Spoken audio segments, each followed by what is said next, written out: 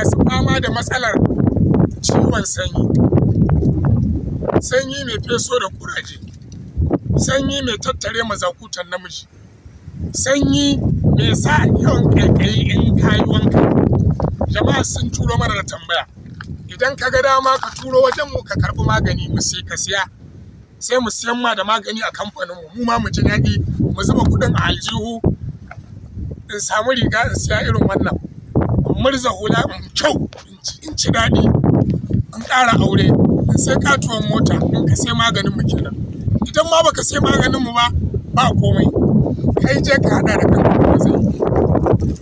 Abinda za ka haɗa mai fama da matsalar ciwon sanyi, ka nemi kanamfari.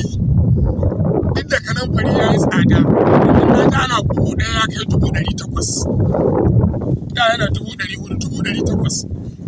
Amma kanamfari kenan, sama shi gwangwani ɗaya na ga ko 1000 ne suke sai da shi yanzu, ko 1500 ne, na manta. Nemo kanamfari, nemo citta, nemo tafarnuwa, haɗe waɗannan ka take su, samu shayinka mai zafi ka ciki cokali ɗaya ka zuba, ka sha da zuma ko ka sha da sukari.